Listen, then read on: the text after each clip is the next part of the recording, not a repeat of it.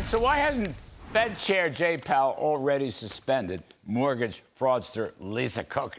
Joining me now, financial journalist Mr. John Carney.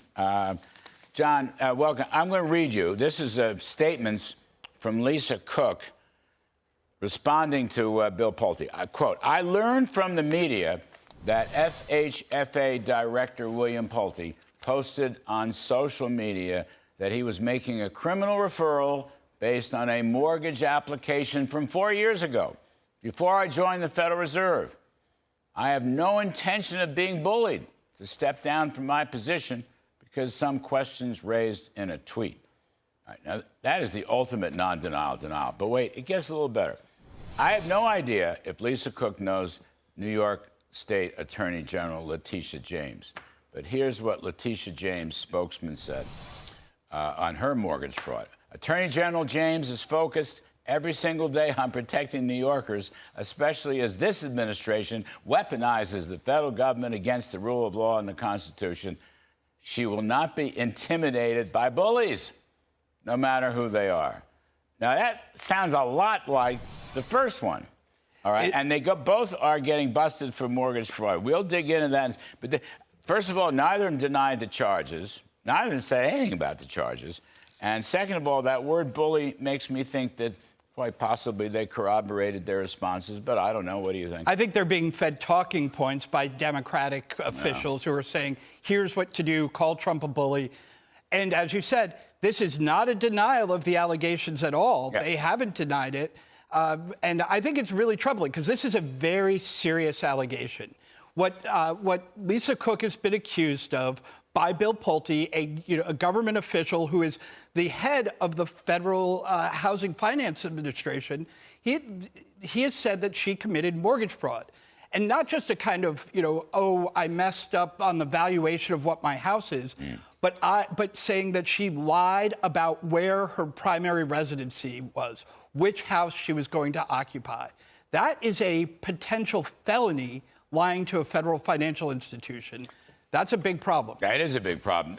I did a little homework on this and looked up. There have been a lot. Mortgage fraud is an odd term. Okay, mortgage fraud usually covers a misstatement of income. I mean, hell, leading up to the 2008 meltdown, everybody, if you didn't even have any income, you put income down. So you could just write down whatever income you wanted to have. That was mortgage fraud, okay. Then mortgage fraud could be the value of your house or the loan-to-value ratio, that stuff. No. But then most lawyers have said that the idea of occupancy fraud, which is what they're doing here, that is very unusual. And you can't, I mean, here it is, yes or no. I mean, this is either, in this case, either Atlanta was her primary residence or whatever it was, Michigan, East Lansing, Michigan, I don't know where the heck it was, one or the other, but they can't both be. And she did them within a few weeks' time. So I don't see how, and she's not denying it at all, so she's in hot water. But what about, where's Jay Powell on this? The Federal Reserve has, shall we say, reprimanded governors and Reserve Bank presidents, I think, for less in the past. He's not lifting a finger. He hasn't said anything, as far as I know. We saw a number of Fed officials actually step down over far less. Richard Clarida, who was the vice chair, stepped down early when his stock trading disclosures were off. The OIG looked into it. There was no criminal matter there, but he still thought the Fed's reputation was important enough that he had to step down. Robert Kaplan, Eris Rosengren, they were Fed presidents. They also stepped down after for far less serious charges than this. She has to address it directly. Did she do this? Why did she do it, if she did? And I think she probably needs to step down. And if she won't, Jay Powell should call her up and say, look, you are putting the credibility of the Federal Reserve on the line by not stepping down under this scandal. I don't think, as far as I know, all the Fed has done, they issued her statement, what I just read a few moments ago. They haven't made their own statement. Now, if I'm wrong, I apologize for that, but that's the reporting that I'm aware of so far. So he's going to give his big speech tomorrow. I don't know where he is. Presumably he's walking around the way he usually does. I can't believe a reporter hasn't put a mic to him and said, would you please comment on Lisa Cook? How's that? Or is he just going to hide and dodge it? They're also mesmerized by the beautiful mountains in Wyoming that they haven't yet done their job. They absolutely should. If he walks by reporters and they don't ask him the question, should Lisa Cook resign, then they are not doing their job. It's very clear. Look, if this was a completely innocent mistake that she can explain, fine. But this isn't a thing where you kind of messed up the math on what your income was, or somebody told you the valuation of your house and you wrote it down.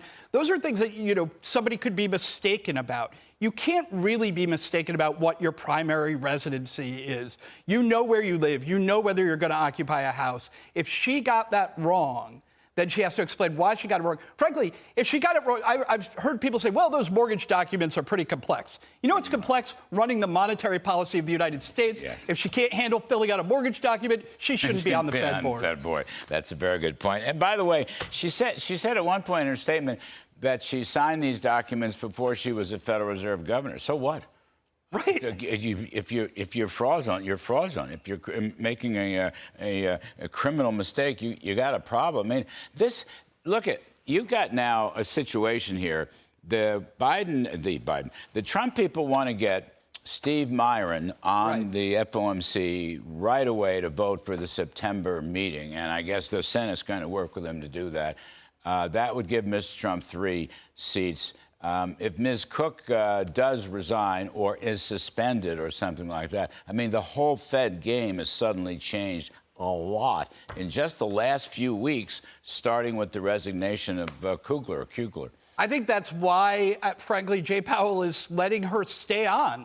He's not willing to do the right thing because he's afraid it will give Trump another vote on the FOMC. He doesn't want that to happen. That's not his job, though. He should not be counting the votes, trying to pack the FOMC with people who are going to vote his way. He should really think about the long-term viability and credibility of the Federal Reserve, and Lisa Cook's got to go. Before you go, one last point on this. Absolutely 100%. He's got to protect the Fed. He's got to protect the Fed's independence, to use his own line. Mohammed El-Arian has said it, you've said it, others have said it. The fact is, Jay Powell has done a lot to damage the Fed's independence because he's so erratic as a policymaker. Now, this kind of situation puts Jay Powell in a very difficult position. I would say so far he's played his cards all wrong. How long can he hold out without making an official institutional statement and decision about Lisa Cook? I think, how long? I think till tomorrow. He should be making. He has a major speech tomorrow. He should address this. This is a serious challenge to the Fed. He needs to address this right away. Or else, frankly, the American people are going to say, why are the rest of us held to a standard of honesty that the highest level of the Federal Reserve You've is got not? people cheating and making criminally liable decisions on the Federal Reserve Board that ruins the Federal Reserve.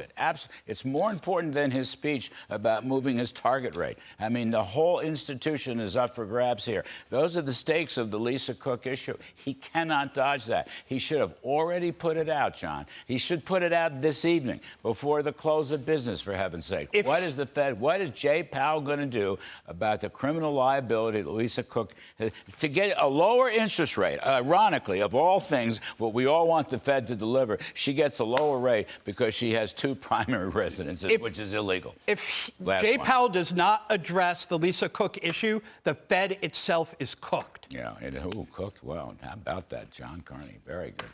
I get Lisa Cook, the Fed is cooked. Get it? All right, folks, coming up here.